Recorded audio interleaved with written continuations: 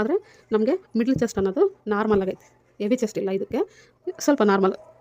ನಾವು ಹಿಂದ್ಗಡೆನೂ 18 ಇಂಚ್ ತಗೊಳ್ತೀವಿ, ಮುಂದೆ ಬಂದುಬಿಟ್ಟು ಇದು ಒಂದು 17, 1 ಇಂಚ್ ಅನ್ನೋದು ಕಡಿಮೆ ತಗೊಳ್ತೀವಿ. ನೋಡಿರಿ ಈ ರೀತಿ ನೋಡಿ, ಇಲ್ಲಿ ಬಂದುಬಿಟ್ಟು 8.5 ಇಂಚ್ ಐತೆ. ಇದೇ 9 ಇಂಚು ಅಂತ ನಾವೇನೋ ಇಲ್ಲಿ 9 ಇಂಚ್ ಅನ್ನೋದು ಇಟ್ಟಿದ್ದೀವಿ ಅಂತ ಅಂದ್ಕೊಳ್ರಿ.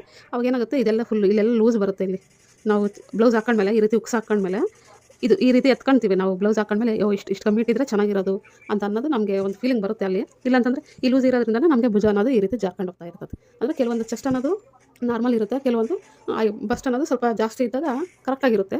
ಈ ರೀತಿ ಬಂದಾಗ ನಾವು ಇದನ್ನು ಸ್ವಲ್ಪ ನೋಡ್ಕೊಂಡು ಕಟ್ ಮಾಡಬೇಕು. ಈ ರೀತಿ ಬಂದೈತೆ ಅಂದರೆ ಈ ಕಡೆ ಎಲ್ಲ ಗ್ಯಾಪ್ ಐತಲ್ಲಪ್ಪ ಬ್ಲೌಸ್ಗೆ ಅಂತಂದು ನಾವು ಅದನ್ನು ಒಂದು ಕರೆಕ್ಟಾಗಿ ಕಟ್ ಮಾಡಿಬಿಡೋಣ ಅಂತಂದು ಕಟ್ ಮಾಡೋಕ್ಕೆ ಹೋಗಬಾರ್ದು.